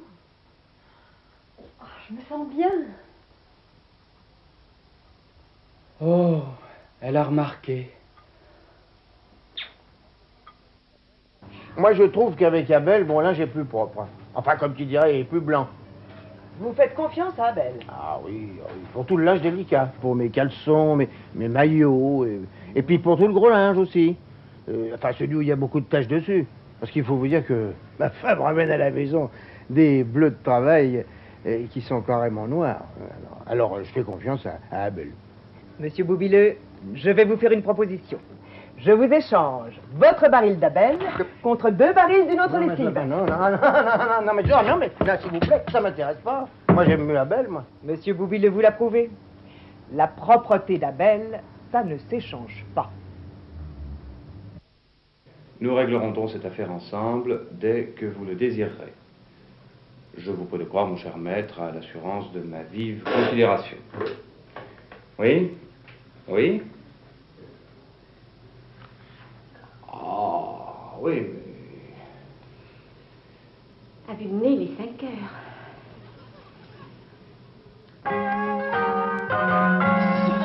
Oui, alors, voilà, Madame la Ministre, qu'est-ce que vous pensez de ces publicités un peu inversées? Je trouve que c'est une excellente idée. Oui. Mais vous avez vu, oui, d'habitude, c'est toujours les femmes qui puent. Voilà, alors là, j'ai l'impression que brusquement, oui. peut-être un certain nombre de téléspectateurs se rendront compte de ce que c'est que la vie des femmes vue à la télévision. De quoi vous dégoûter de la vie conjugale. Oui. Hein? Vous savez ce que c'est la vie conjugale à la télévision? On fait de la lessive toute la journée. Et quand on ne fait pas de la lessive, on essaye d'amadouer un mari irascible à coups de sucrerie ou de fromage. Alors, même si c'est vrai, moi, je crois qu'il ne faut pas le répéter 2 fois par jour. Parce que ça pourrait être la cause de la baisse de la nuptialité. José Arthur, un commentaire? Moi, je trouve ça ridicule, mais je trouve ça ridicule quand c'est la vraie aussi. Je suis contre farouchement ce genre de stupidité et cette escroquerie qui est la publicité, personnellement. Ah, oulala, là, publiphobe, là. Moi, je vais, alors là, je ne suis pas misogyne, vraiment. Mais publiphobe. On dit un publiphobe ou une publiphobe, monsieur le grammairien? Bon, je pourrais dire les deux. Il y a un muet, donc un publiphobe, un publiphobe. Vous n'avez pas un petit poème Ben moi, il y a une chose, que ça me rappelle, ça, mais ce que je veux dire, c'est que ça, il ne faut pas rigoler parce que c'est une anticipation, c'est pas une plaisanterie, n'est-ce pas? Ça, c'est ce qu'on appelle de la prospective, ça. Hein, ça appelle ça comme ça. C'est un pessimisme extraordinaire. Ah non, mais au contraire, je trouve ça très bien. Mais moi pas. Mais moi, je trouve très bien. Moi, je trouve très bien d'aller à la maison, d'avoir une femme qui va boulonner, qui me rapporte le pognon, je fais ma petite lessive, il y a des machines. Moi, personnellement, ça me dérange pas du tout. Mais ce que ça me rappelle, ça, c'est un poème que j'ai lu, j'étais bien jeune, c'était à la bibliothèque à mon père, et de qui était, je peux pas vous le dire, ça m'est resté parce que c'était assez plaisant. C'est peut-être de quelqu'un parmi les hydropathes, vous savez, vers 1880, 80, peut-être Émile Goudot. Est-ce que savant, hein? Est-ce que c'est, non, pas du tout. Est-ce que c'est, non, j'ai su ça étant tout petit, c'était dans la Est-ce qu'on a le droit de dire bibliothèque à mon père? On a dit c'était la bibliothèque de mon père, oui. Oui, parce qu'elle était à lui, on peut dire bibliothèque à mon père aussi. Bon, on peut dire les deux. On peut dire les deux. Les prépositions, on peut dire ah, on peut dire j'aime de, mais là n'est pas la question. Nous reprendrons cette discussion tout à l'heure, mais moi je vais placer ce petit poème dont je me souviens, n'est-ce pas? Et qui est peut-être d'Émile Goudot, qui est peut-être, je ne peux pas vous garantir. Moi je ne sais pas qui est Émile Goudot, je vous le dis tout de suite. C'était un monsieur qui pouvait avoir des hydropathes, enfin vous le verrez. Oh, des hydropathes. Oui, les hydropathes, ce sont les gens étymologiquement, les gens qui souffraient de l'eau, c'est-à-dire c'était une façon de dire qu'ils ne buvaient que de l'alcool. Ou alors peut-être de Maurice Douay dans Autour du Chat Noir, je ne l'ai pas, je n'ai pas... Il ne le dira pas. Attention. Alors attendez, que je peux suivre. Il l'a oublié. Non. Ça va revenir. Oui, c'est très court d'ailleurs. À peu près. La voici, il s'agit d'une femme dans l'histoire, n'est-ce pas? La voici prise par l'évier, n'est-ce pas? Bonne petite ménagère, mais dont l'envers du tablier laisse à nu danser son derrière. Il est vrai qu'il faisait très chaud, et j'eus soif de cet abricot. Comme je m'approchais d'elle, les doigts tendus vers tant d'appât, elle ne se retourna pas pour dire « J'ai une trempe de vaisselle ». Voilà, mais c'était la force des femmes à l'époque, vous voyez ça. Ah oui, Elle dominait quand même. À la fin, elle a dit, j'ai pas bien compris. Elle a dit, j'ai trop de vaisselle. Ah, voilà. Bon, ben j'avais pas compris. Et ben maintenant... Il avait compris un gros mot. Mais oui, non, c'est vendredi l'émission d'apostrophe sur les gros mots. Pardon, c'est pas aujourd'hui. Maintenant, vous considérez que ça ne peut plus jamais arriver? Ça peut, je crois que ça peut arriver toujours, ce genre bon, de choses. Mais en fait, seulement tout de même, maintenant, attention, maintenant, il y a des machines à faire la vaisselle. Oui, et puis les mains sont plus douces. Ça n'a aucun rapport. Il y a des machines à faire. Les mains sont plus douces pour ce genre d'activité. Parce qu'il y a des machines, elle ne dit pas j'ai trop de vaisselle, elle dit je vous en prie, passons dans la chambre à coucher. Ah ben voilà. C'est ça. Donc il y a plutôt un progrès. Ça simplifie, c'est plutôt un programme, mais c'est ce que je voulais dire. Madame la ministre, restons chez la femme objet. Voici, interviewé par Gilles Lambert, un photographe de femmes nues et une très ravissante jeune femme qui a l'habitude de poser nue. Vous les rabaissez au niveau d'un objet de consommation érotique. Vous êtes complètement fou. Écoutez, regardez toutes les femmes dans la rue, elles pensent qu'à se montrer. Le soir, elles sortent, elles sont à moitié à poil. Sur les plages, elles sont toutes nues, elles ont toutes des robes transparentes. Je vois pas en quoi ça a un problème érotique dans ce que vous me demandez. Je fais des photos de femmes nues parce qu'elles sont belles et qu'elles ont envie de se montrer, c'est tout. Est-ce que toutes les filles acceptent de poser pour vous dans cet état? Je dirais pas toutes les filles, mais je n'ai jamais eu de grands problèmes pour trouver des filles qui veuillent poser nues. Il y en a beaucoup qui me téléphonent même pour poser nues. Il y en a des quantités qui écrivent au magazine où il y a des femmes nues pour poser nues. J'ai même une fois des parents qui m'ont téléphoné pour me demander de faire poser leur fille nue. Alors je vois pas où est le problème finalement. Est-ce que vous avez une fille vous-même? Non, j'ai pas de fille. Si vous aviez une fille, disons, de 15 ans ou 16 ans, est-ce que vous accepteriez qu'elle pose nue? C'est moi qui la photographierais. Le premier. Vicky, quand vous posez nue pour ces magazines, est-ce que c'est un problème pour vous? Est-ce que vous avez des difficultés? Au début, peut-être j'en ai eu quelques-unes, mais maintenant, absolument aucune, parce que ça se passe toujours dans des conditions très simples, très naturelles. Il n'y a jamais de voyeurs vraiment qui sont là. Ça se passe toujours avec des gens généralement que j'aime bien, et c'est assez privé. Et tout le monde le fait très naturellement. Est-ce que, quand vous avez décidé de poser nue pour ces magazines, est-ce qu'autour de vous, des amis ont manifesté une certaine réprobation? Alors oui, c'était surtout les femmes des amis, disant mais oui, mais bien sûr, mais elle a posé nue. Mais par exemple, votre fiancé, est-ce qu'il admet ce genre de photos? Il l'admettait pas au début, il a admis parce qu'il a vu le genre de photos que je faisais. Et c'est toujours très beau et très joli. Et il avoue lui-même que il aimerait bien sortir avec une telle fille. Il est presque étonné des fois du résultat que ça donne. Mais il est pas choqué quand même, non, ça je crois pas. Vous nous avez dit que tout le monde autour de vous n'était pas d'accord quand vous avez pris cette décision. Alors par hasard, nous avons votre maman ici. Est-ce qu'on peut lui demander comment vous avez réagi en voyant, ou comment vous réagissez en voyant Vicky nue sur les magazines? Mais tout d'abord, je ne suis pas d'accord, bien sûr, mais je laisse ma fille quand même entièrement libre. Alors, voilà. En la désapprouvant? Peut-être un peu, quand même. Oui, finalement, les censeurs, semble-t-il, ce sont les femmes plutôt, les femmes des amis, hein, vous avez remarqué? Les femmes des amis, oui, enfin là, je pense que ça obéit à un tout autre sentiment, non? Quel sentiment? On se dit peut-être que quand on voit cette ravissante fille habillée quelque part, le monsieur qui a vu la photo nue l'imagine nue, vous avez un peu travaillé son imagination. Ça me paraît assez normal. Oui, moi je pense un peu comme bien ça. sûr, Et puis c'est dur d'être une mère aussi, je vois. Oui. Ça doit être affreux d'être une mère d'une femme qui pose nue. C'est dit pour l'érotisme, je suis pas d'accord. Et puis je ne vois pas pourquoi il y aurait que monsieur Chapelain qui dirait des poèmes. Je dirais juste deux vers. Vous en avez écrit un poème? Deux vers. J'ai écrit deux vers, un tout petit poème qui me paraît beaucoup mieux exprimer l'érotisme, qui sont deux vers de Paul Valéry, qui dit ni vu ni connu, le temps d'un sein nu entre deux chemises. Eh bien, le temps d'un sein nu entre deux chemises, je trouve ça beaucoup plus érotique que les ravissantes photos de cette personne. Bon. Enfin, c'est un point de vue tout à fait personnel. Ah ben non, mais c'est important. Maurice Chaplin? Oui, il y a une chose au point de vue de... Je voudrais apporter une contribution quand même à l'année de la femme, n'est-ce pas? Parce qu'il ne s'est pas passé grand-chose. Puis il est temps, hein. Parce que c'est toujours... C'est encore un jour. C'est toujours parce qu'au fond, il y a de jolies femmes et d'autres qui le sont moins, n'est-ce pas? Pour les jolies femmes, c'est toujours l'année, le jour, la nuit, l'heure, la minute de la femme. Pour les autres, ça l'est plutôt moins souvent, n'est-ce pas? C'est affreux ce que vous dites. Ah non, mais ça vous vous rendez compte de ce que vous dites? Je dis... Non, mais est-ce que vous vous rendez bien compte de ce que vous Attendez, Ah non, mais c'est mais alors là, vraiment, c'est une vous évidence. allez me faire exploser. Non, mais c'est une évidence. Mais ça veut dire exactement qu'une femme qui n'est pas jeune, jolie et désirable n'est plus un être humain. Nous sommes dans une... Mais si, elle est absolument un être humain, mais enfin, un homme... Elle ne compte plus, c'est plus une personne. Non, mais un homme qui est vieux, qui n'est pas désirable, qui est fatigué, qui est chômeur... Non, s'il est riche, ça s'arrange très bien. Non, mais qui est cadre en chômage, etc., il est aussi dans une situation sociale embêtante. Il ne s'agit pas d'être en chômage. Vous avez dit exactement, c'est toujours l'heure de la femme quand elle est jeune. Non, mais bien sûr, mais c'est un fait. J'ai dit une chose qui est une évidence, qui est non, mais énorme. alors ça justifie tout le reste, monsieur. Non, mais les deux mots que vous avez dit justifieraient à eux seuls tout ce qui se passe dans le monde des femmes. Non, mais elles ne veulent plus être obligées d'être jeunes et je le jolies, regrette, vous comprenez? mais c'est une constatation évidente. Vous comprenez? Je ne dis pas je ne suis pour rien. Mais vous apportez de l'eau à mon moulin, ça m'enfante. Mais je ne demande que ça. C'est affreux. Non, mais je ne suis pas là pour autre chose. Oui, qu'est-ce que vous vouliez dire? Alors, ma première contribution, c'est que, pour faire plaisir, n'est-ce pas, il y a une année où on fasse l'accord au masculin, une année au féminin, et il y a une chose absolument considérable, que mes recherches de grammairien, je consulte beaucoup les dictionnaires, et il m'arrive de lire quelquefois ou de regarder les images voisines du mot que je cherche. Mes yeux sont tombés dans un grand dictionnaire encyclopédique illustré et parfois en couleur, que je ne citerai pas, qui a 10 volumes, n'est-ce pas, de tomber sur une page où je ne sais quel mot, il y avait une planche représentant le bassin de la femme, le bassin de l'homme, n'est-ce pas, en couleur, avec des petites flèches comme ça qui renvoyaient à des mots tout autour, qui rayonnaient et qui désignaient les organes. Je ne sais pas pourquoi, je me suis amusé à voir comment c'était. Et à ma stupeur...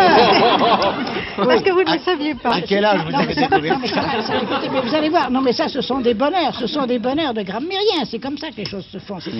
Bon, alors, je me suis aperçu que sur la planche représentant le bassin de l'homme, les petites flèches renvoyaient, n'est-ce pas, à des détails anatomiques absolument précis pour les organes génitaux, n'est-ce pas? Et stupeur, enfin c'est pas croyable, dans un dictionnaire encyclopédique en 10 volumes, qui est un des plus énormes, n'est-ce pas, de l'époque actuelle, pour le bassin de la femme, n'est-ce pas, un organe tout de même principal, on peut dire essentiel, que je ne citerai pas, mais enfin, dont l'étymologie, ah ben pourquoi? Parce que que Bernard Pivot me dise... Je vous en prie. Vous m'en priez. Cette année que le dictionnaire ne le Vous m'en priez. Non, vous m'en priez. Non, mais comment voulez-vous que je ne sois pas intimidé en voyant qu'une maison aussi sérieuse que celle dont je parle, n'est-ce pas, aussi importante, s'est abstenue? Alors je dirais donc que je reproche, et je vais jusqu'au bout, je reproche à la maison Larousse, n'est-ce pas, dans son grand dictionnaire encyclopédique, n'est-ce pas, de ne pas avoir mis de petites flèches, n'est-ce pas, pour indiquer que les femmes avaient des lèvres et un clitoris, car ça ne figure pas. Et à côté, pour l'homme, il y a la verge, le gland, etc.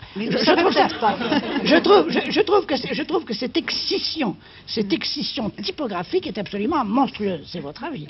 Bon. Oui, je trouve surtout fâcheuse. Vous connaissez cette pièce de Courteline qui est très misogyne, La paix chez soi. Oui. On y voit une pauvre épouse quémander, mendier l'argent du ménage à son mari qui est feuilletoniste. Alors justement, cette scène où elle demande l'argent, vous allez la voir, jouée par Francis Perrin et Annie Sinigalia, dans une mise en scène de Jeannette Hubert, mais là aussi, nous avons interverti les rôles. Et alors, tu désires? De l'argent. Tu n'en as donc plus? Ah, la belle question. Non, j'en ai plus. Nous sommes le 1er octobre.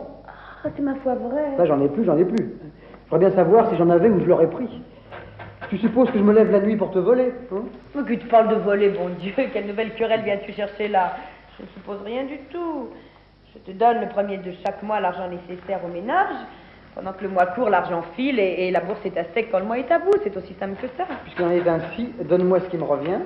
Et garde tes belles phrases pour tes romans, parce qu'ils en ont plus besoin que moi. Toc. Confiance. Qu'as-tu dit, là? Leur est proche. Plus proche même que je ne le pensais. Tu sais ce que tu me fais? Je te fais tuer. Non, c'est décidément très curieux. Tu devrais t'établir voyante. J'y songerai sur mes vieux jours. En attendant, nous allons régler nos petits comptes. Ah, nous disons... Bah, 800 francs, je sais bien. Ah oui. 800. 1, 2, 3... Il y a le terme. Je le paierai à part. 4, 5, 6... Je vais te donner le reste en monnaie. Si tu veux. Ça sera plus commode. Et 50, 650, voilà l'affaire. Qui c'est que ça? Ton argent? Quel argent? Pas l'argent pour le mois. Y a pas le compte. Comment pas le compte? Non? Mais si. Ah, mais enfin, tu deviens imbécile, quoi. De 800 francs, ôter 650. Reste 750 francs. Eh ben, Quoi? donne-les-moi. Mais non. Pourquoi? Parce que tu me nettoies. Moi? Oui, toi. Oh, mais qu'est-ce que tu me chantes? Tu vas pas prêter d'argent. J'ai pas l'habitude de te carotter des avances. J'ai de l'économie et de l'ordre, moi. T'as dû t'en apercevoir depuis 5 ans que nous sommes mariés. Mais tu t'écartes de la question. Il ne s'agit pas de tes rares vertus, mais bien de tes imperfections, lesquelles, hélas, sont sans nombre. Tu te moques de moi et tes 150 francs d'amende. Décidément, je parle à une folle. Quels 150 francs d'amende? Mais les 150 francs d'amende que j'ai eu le regret de t'affliger en punition de tes écarts de langage, impertinences diverses, rébellions en tout genre, etc., etc. Tu ne comprends pas. Pas une syllabe. Je vais te lire le détail. Ça t'ouvrira le idée.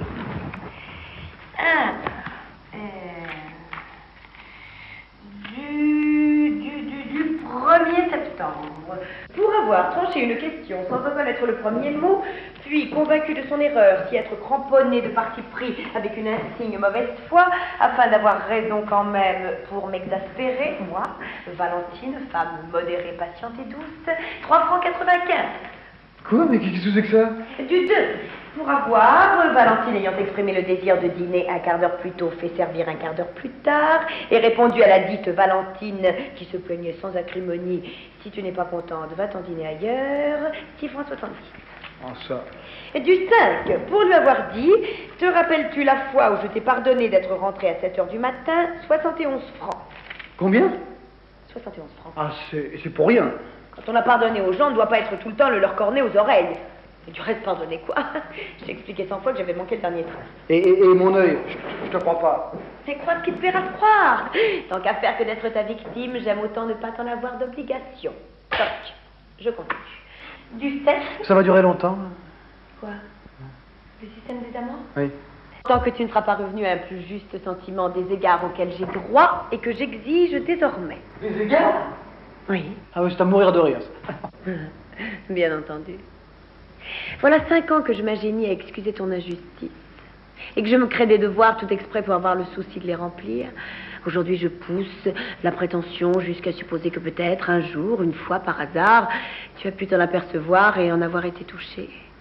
C'est donc bien moi qui suis dans mon tort. Oui, bon, quand t'auras assez causé, tu le diras. J'ai assez causé. Ah, c'est heureux. Mais 150 francs. Pas un sou. Tu veux pas me les donner? Non. C'est une idée fixe. Oui. La maison est lourde. Je sais. Nous avons des charges. Je ne dis pas. Je te préviens qu'avec 650 francs, il me sera impossible d'y faire face. Tu leur tourneras le dos. À ton aise. Nous en serons quittes pour vivre de pain et d'eau. Ah, jamais de la vie, n'en prends rien. Tu t'arrangeras comme tu pourras. Mais si je ne trouve pas à mes repas la nourriture saine et copieuse que réclame mon bon appétit, j'irai dîner dehors, à tes frais bien entendu. C'est ton dernier mot? Le dernier. Bon. Alors, ou tu me donnes mon argent, ou je me jette par la fenêtre. Par la fenêtre? Par la fenêtre.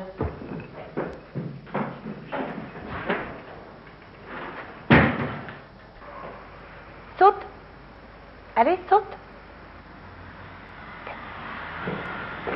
Je suis trop contente.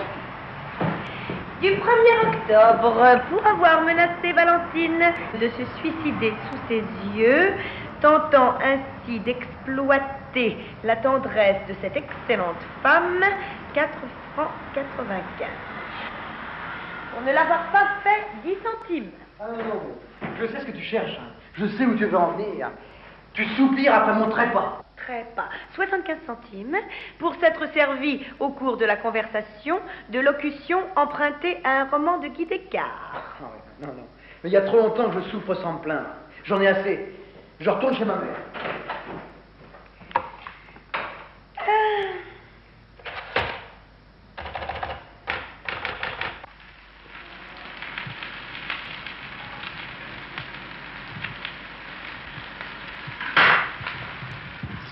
Après ces images de Francis Perrin, non, Jacques Perrin, en train de cuisiner, il est l'heure de présenter Madame la Ministre un fiefé miso de la gastronomie. Il s'agit du chroniqueur gastronomique Christian Guy. à qui je vais demander si, selon lui, les femmes sont meilleures cuisinières que les hommes. Non, les femmes ne font pas la cuisine, elles font de la cuisine, mais elles ne font pas la cuisine. La meilleure preuve, c'est qu'il n'y a jamais eu de grands chefs qui étaient femmes, qui sont des femmes. Il n'y a jamais eu un grand auteur gourmand qui ait été une femme. Et ça s'explique de différentes manières. D'une part, parce que être un grand chef, c'est beaucoup de travail, c'est très dur, c'est très difficile. Et je sais bien que maintenant, les cuisines sont climatisées, il y a le gaz et l'électricité, c'est quand même beaucoup moins dur qu'autrefois, mais c'est quand même un boulot extrêmement dur. Ça, c'est une chose. Et puis, il y a également une autre chose, c'est que ce que je reproche à la cuisine féminine, aux femmes qui font la cuisine normalement, elles le font tous les jours, mais on ne sait pas de cette cuisine-là dont nous allons parler, cette cuisine tous les jours, c'est la cuisine quotidienne. Ça, c'est fatigant aussi. C'est très fatigant aussi, je veux bien croire, mais elles s'y appliquent de moins en moins, elles prennent du congelé. Maintenant, c'est invraisemblable d'en parler. Oui, ça alors, ça vraiment, c'est la déchéance qui fait de la plus extraordinaire. C'est trop cher, le surgelé, c'est trop cher. C'est trop cher. Allemand, je pense, pour ça qu'ils ont des lignes absolument invraisemblables. Il n'y a plus de grosses dames maintenant, tu vois, il y avait la mère Brasier. Hein? La mère Brasier, oui, mais elle avait des chefs. Ah, mais oui, c'était l'exception. Non, alors, nous discutons pas aujourd'hui. Les mères lyonnaises, la mère Brasier, la mère Blanc. Oui, c'est du folklore. C'est du folklore, je m'explique tout de suite. Tout ça, c'était il y a 50 ans, il y a 100 ans, lorsque les femmes vivaient une autre époque et avaient encore le temps de faire la cuisine. Maintenant, nous vivons une époque nouvelle et maintenant, il n'y a plus de mère. De mère que dans il y a pas 100 ans, j'ai connu ça, moi. La mère Brasier. La mère Brasier, mes enfants, c'est très bien. C'est l'exception qui confirme la règle. Oui, mais vous l'avez pas dit. Bon. Je l'ai pas dit. Je croyais que vous étiez. Voilà. Mauvaise foi. Mais en général. Parce que les femmes ont du talent en cuisine. Certainement pas. Certainement pas. Voyons enfin, ça se saurait, on les verrait avoir inventé un plat, on verrait un Bocuse femme, on verrait quelque chose comme ça. Un Bocuse femme. C'est pas mal. Un Bocuse femme. Articulé parce que le féminin justement pour le temps derrière. Oui, et bien c'est bien. Voilà. Et la meilleure preuve, puisque vous parlez de féminin, chef n'a pas de féminin, vous allez dire une chefesse. Cheftaine. Cheftaine, la cheftaine de l'Étoile d'Or. Vous aurez bonne mine, enfin comme ça. Peut-être qu'elles ont tellement fait la cuisine dans leur vie, les femmes, que leur ambition ne se situe pas là.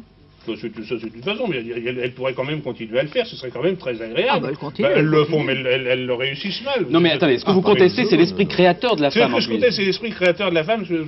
La femme a peut-être trop d'imagination. Lorsqu'elle fait un plat, lorsqu'elle veut faire un grand plat, elle ne suit pas la recette classique, alors on ne sait pas du tout ce que ça va donner, vous comprenez? Et ça, c'est terrible en cuisine. Une femme ne réussit jamais 2 fois le même plat, ça c'est pas possible. Ou alors lorsqu'elle veut faire un plat, elle met ses petits oignons à mijoter, et puis d'un coup elle se dit, non, est-ce que je vais avoir des bras pour sortir ce soir? Elle file quand dans sa salle à manger, ou dans sa cuisine, elle laisse tout russir, et puis le morceau de viande il est complètement cramé, vous comprenez? Tout ça, elles n'ont pas d'idée de suite pour la grande cuisine. Vous êtes célibataire? Pour rien.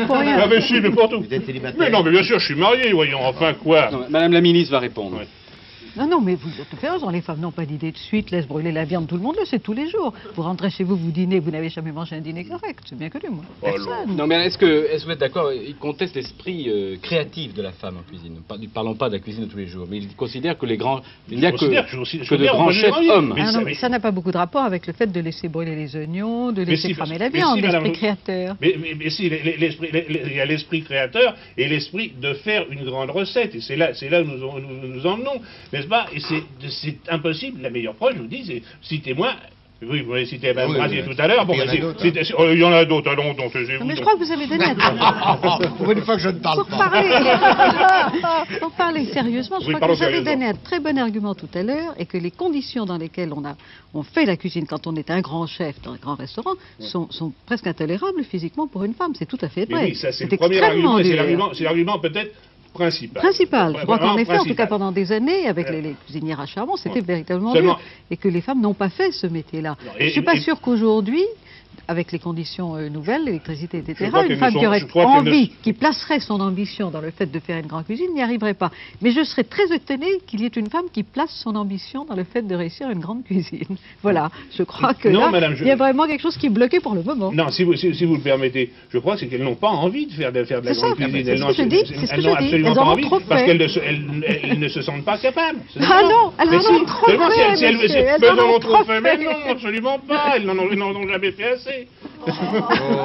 Bon, restons-en là. C'est ça. Madame la ministre, ce qui empêche, il faut bien le dire, les femmes de gagner leur vie, de gagner des sous, souvent ce sont les enfants qui ont une discrimination à l'embauche. Souvent, vous avez des enfants, on ne veut pas prendre... Quelquefois, oui, enfin ça plus arrive. maintenant, plus maintenant. Ouais, Il y a enfin, une loi ça- qui c'est interdit arrivé, ce genre ça. de choses. Voilà, oui. alors, voici, alors, on va vous fournir une preuve de cette discrimination par les enfants, mais là aussi nous avons interverti les rôles. Vous allez voir Malka Rybowska jouer le rôle d'une chef du personnel d'une grande entreprise, et c'est une réalisation de José, avec un E, Dayan. Oui, entrez. Entrez. Excusez-moi, là, asseyez-vous. Je viens pour la place de magasinier.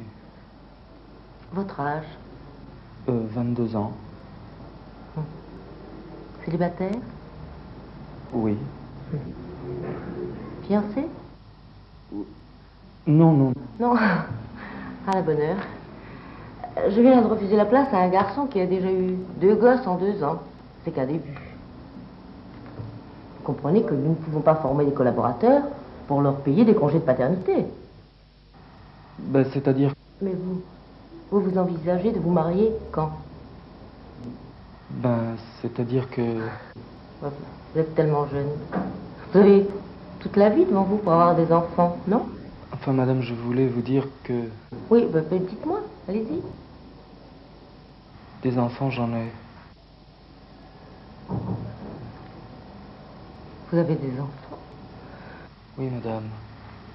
3. Je suis un père célibataire. Oh mon Dieu. Je les ai eus, alors il fallait bien que je les élève. Vous avez déjà été magasinier? Non. Mais... Non? Non, bah alors c'est inutile, hein?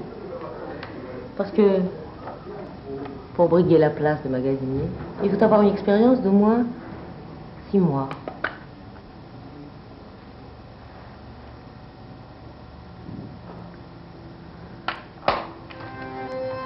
Je suis désolée, monsieur. Bah, c'est une scène... C'est une scène triste, parce qu'elle est vraie. Elle est vraie, Oui. mais en sens inverse, généralement. En sens inverse, mais un jour, elle peut se produire dans ce sens-là. Je veux dire, ce qui est triste là, là-dedans, vous je m'excuse avez une raison, seconde ouais. d'être Ouais. sérieuse, c'est l'intolérance générale aux enfants, qui est horrible. C'est vrai. Horrible. Mais on peut dire, il y a un cas précis, c'est amusant, moi j'adore dire des choses comme ça. Je ne vais pas dire le nom de la banque quand même, mais elle va se reconnaître. C'est une grande banque nationalisée et c'est l'agence de Bastia. Donc c'est précis, on ne peut pas... hein. Et il y a 6 mois, le fondé de pouvoir alourdait toutes les femmes. Parce qu'il en avait marre des congés de maladie, paternité, scolarité, machin. Et il a gardé une seule femme. Et alors les habitants de Bastia, qui connaissent cette banque qui commence par un C, eh bien, savent que c'est vrai. Alors ça, c'est intéressant, c'est amusant. C'est très intéressant. Et c'est vrai. Alors moi, je vais vous raconter autre chose. Il y a eu une réunion d'experts patronaux organisée sous l'égide de l'OCDE. Et il y a un expert des patrons qui a dit, écoutez, moi je vais dire la vérité, pourquoi fait-on travailler les femmes? Parce qu'on les paye moins cher, parce qu'on peut les mettre dehors en ayant moins d'ennuis, on supporte mieux les licenciements, et parce qu'à coût égal, elles reviennent moins cher que les machines. Alors on continuera à les faire travailler, les femmes, ne vous inquiétez pas. Oui, mais je crois aussi qu'il faudrait trouver un salaire de la femme au foyer. Et Ah tout non, serait non, réglé. alors n'entrons pas Voilà, dans le voilà, débat. bon. Oui. Alors, Tout serait réglé. je vous propose maintenant, Madame la Ministre, Nous en déjà, voyons. s'il vous plaît, Monsieur le misogyne, je vous propose d'écouter un autre fiefé miso de la politique. Celui-là, il s'agit d'Alexandre Sanguinetti. Il est interviewé par Anne Sinclair et c'est un film de Dominique Page. Voici donc Alexandre Sanguinetti. Vous m'avez dit les femmes c'est un sujet détestable, c'est vrai?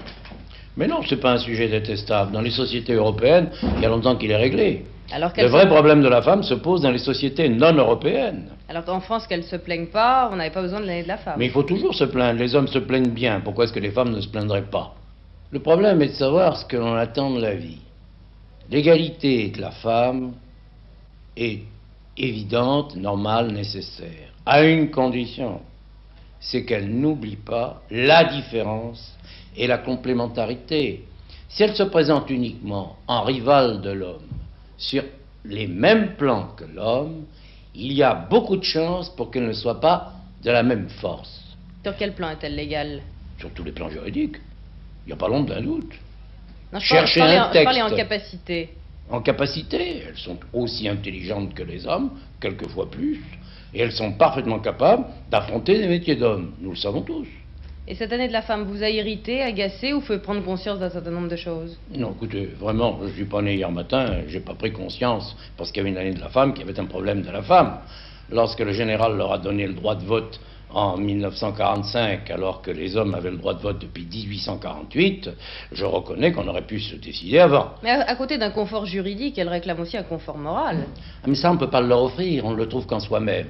Non, Il n'y a pas d'année de la femme qui donnera le confort moral à qui que ce soit. Oui, mais les hommes peuvent prendre une certaine considération des femmes qu'ils n'avaient pas toujours. Vous savez, quand on lit la littérature à travers les siècles, on constate que les hommes sont plus souvent victimes que bourreaux. Ah oui? Oh oui. Vous avez des exemples? Plein, disait Balzac.